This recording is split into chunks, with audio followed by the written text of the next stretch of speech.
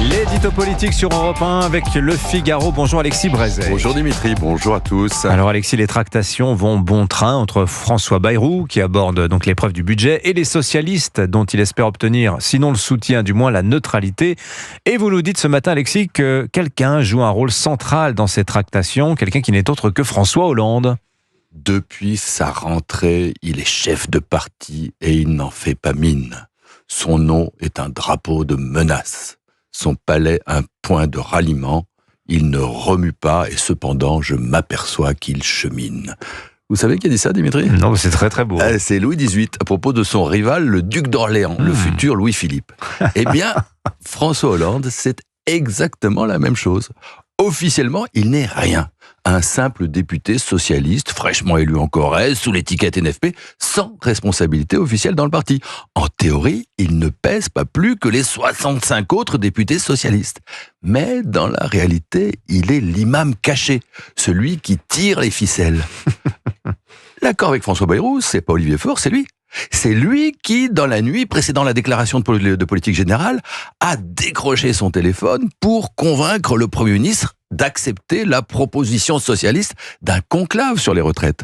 C'est encore lui qui, en réunion de groupe, à la veille de l'examen de la motion de censure, a pesé de tout son poids pour convaincre les députés socialistes d'épargner le gouvernement.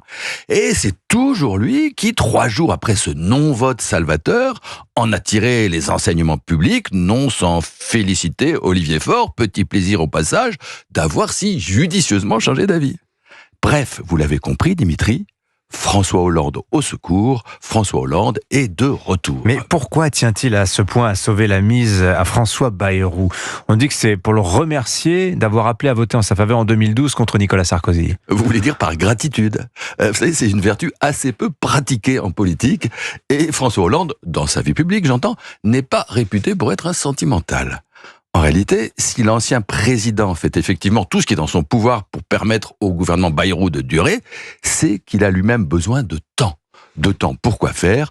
Pour mener à bien son plan qu'il a très clairement exposé dans un livre publié en septembre et intitulé « Le défi de gouverner ».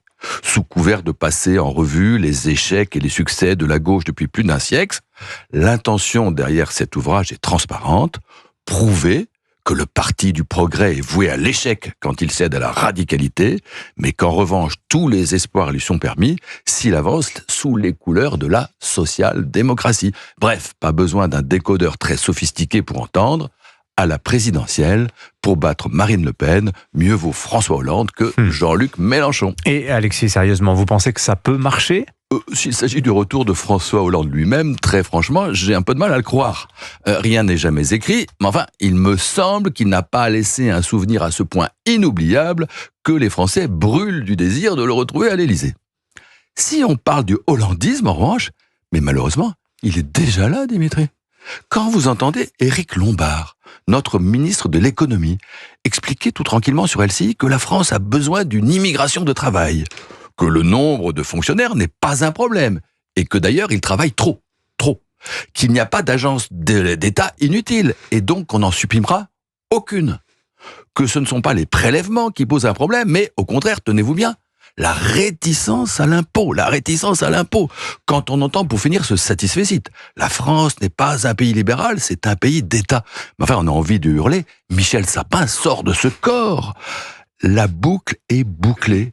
Le macronisme finit dans le marécage socialiste, là où il a commencé. L'édito politique sur Europe 1. Merci beaucoup Alexis Brézet. À la une du Figaro ce matin, le meurtre d'Elias, tué vendredi soir, porte d'Orléans à Paris. Les défaillances de la justice des mineurs. On va en parler dans le journal de 8h qui arrive. Merci beaucoup Alexis. À demain.